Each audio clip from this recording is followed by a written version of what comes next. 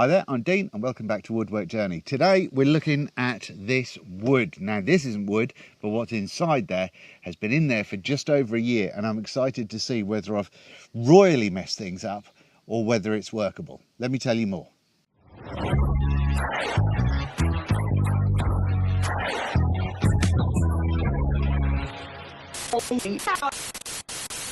So in April last year, what happened was we had a load of wood in the garden that needed chopping down, or there was a tree that had fallen and a whole bunch of things. And I'd tried doing some sort of chainsaw milling with a cheap Titan chainsaw. It did not work out very well, but the bits of wood from that, from a cherry blossom tree and from either a birch or a beech tree, one of the two, have been sitting in here for just over a year. Now this is just a normal office cupboard that's metal. I painted it black so it got nice and hot, and I figured it'd be a nice way to dry wood. Now I don't know what's in there because I haven't looked for over a year, so it could be anything. Now the problem that we've got is that I didn't seal the ends of the wood at all. I didn't use any epoxy, I didn't use any glue or anything, or any paint, so they may be all firewood. We don't know, but if there is anything usable in there, I'm excited to see. So let's find out together. Okay, camera's moved in a little bit closer. Let's see if this works. Ha ha! We have wood. So what we can see is that I did sticker a bunch of these slabs. Now these are the really badly cut pieces of birch or beech, whichever one it was. I think it's birch based on the outside of this. But yeah, these were really badly cut, so I don't think I'm going to get a great deal of salvageable wood there, but we'll see. And the stuff over here, these are the cherry blossom pieces, and in here was a completely different colour to that when I put it in there. I want to get my wife to help me get these bits of wood out. We'll get them into the workshop and we'll have a look at them. And I'm not going to record that because I don't need you to see me crying because of spiders. Okay, so that's all the wood here now. It's obviously not going to sit on top of my saw table for very long because the dampness in it may still cause issues with rust. So I'm going to show you the moisture meter readings on it, and I'm also going to tell you what I think I've done wrong, which is no surprise, but I think it's a solid learning experience because we've got a lot more of this coming up to the channel very, very soon. It's very exciting. But let's look into this first. Well, sorry if you can hear what's going on outside, but let's have a little look and see what we've got here. We've got a cheap little moisture meter. Now, I don't know if this is going to be accurate, and to be honest, I don't care because I'm going to use it to measure what the wood is like in my shop compared to this. So we need to get it down to the hardwood. I believe this is hardwood. Like I said, I think this is birch, I think. But it's lighter than I would have liked, but never mind. But anyway, we've got sensors on the back, or I've got the pins on the top on this bad boy. But let's go with the sensors on the back. Okay, so we'll use this push stick and see what that's like to get a base level. Now that's saying it's 6%. We've got a bit of maple here. We'll throw that on there as well. That's saying that that's actually 18%. And now we'll see what this is like. 25% that one's coming out at. So 25% over here. That one is 20. 22. That one's 10.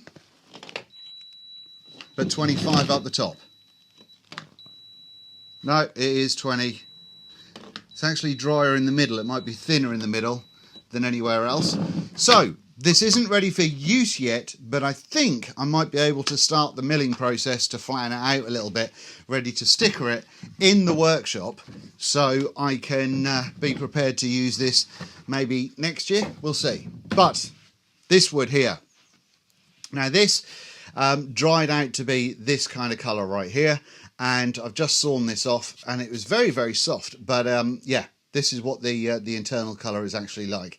Now then, we have got some fairly significant splits going on here, and I think I know the reason for that. The tree itself is dead and so does have a number of splits on it.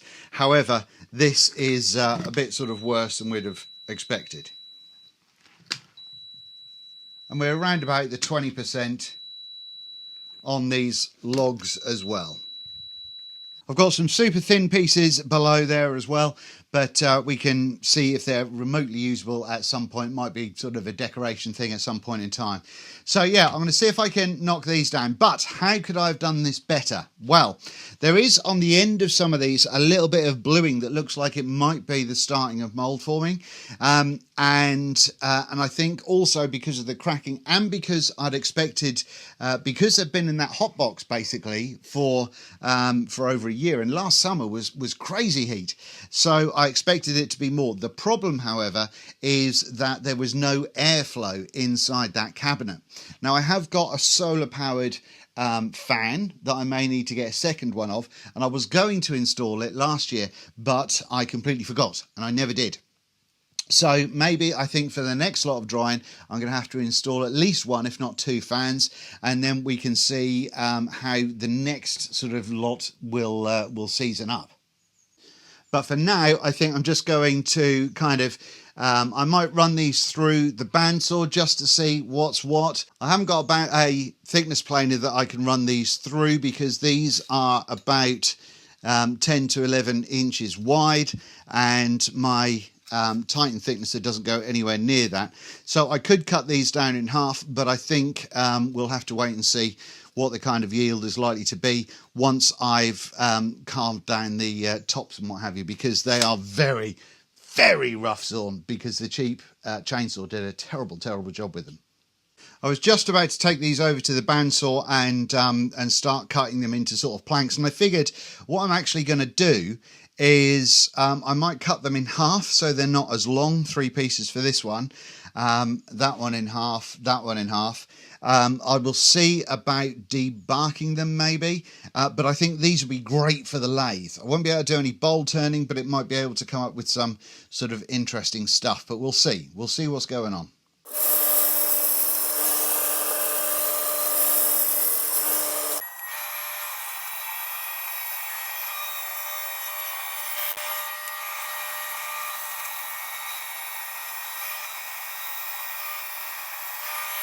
You can see here that I have popped these logs into smaller sections, as I said, but over here, curiosity got the better of me. So what I did here was just take it down into some sort of super basic little planks just to see what's what and what things look like. And I think that's going to look pretty darn sweet. Now, if you haven't seen Matt Cremona on YouTube, I strongly suggest you do, because I think it's interesting as hell. But what he does is he splashes water over stuff that he's freshly milled. I think this is going to look really pretty. So let's see if water helps sort of bring that out a little bit. Yeah, it does.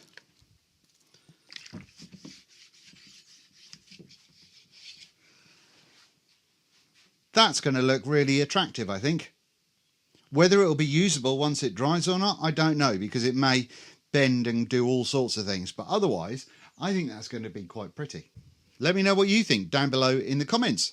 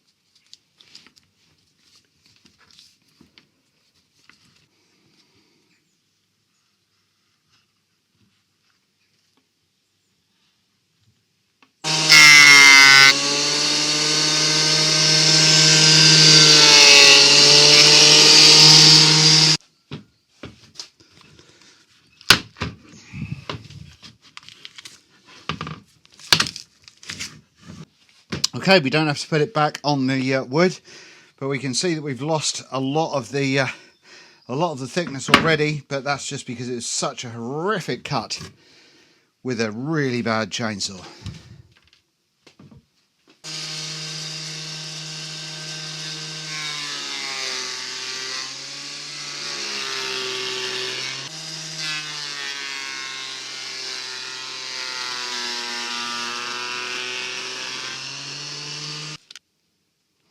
I think that's coming out to look really nice. If I throw a bit of water over it, then I think that will make a lovely box or something, and be really quite striking. I think that's quite pretty. So it's definitely worth doing. It's a lot of work for not very much wood. I mean, I've got less than an inch there. But no, I mean, I think that is going to, whoops. But no, but I think that is going to produce something quite pretty, as long as it doesn't bow too much in the drying / sticking process. And it was about this point where my back decided that it really wasn't going to do any more, so I couldn't finish the filming of the video. So I'm going to leave you with a couple of these pictures to look at of the results of what we've achieved today. Now, I think these are great. I think it's absolutely been worthwhile, and we'll make some brilliant boxes or frames or anything kind of small, really. And I think that's really cool, considering that before I went through all of this aggro, that was just firewood. Let me know if you want to see more of this style of content, because we have got some more coming up, and I look forward to seeing you very, very soon. Thanks very much. Bye-bye.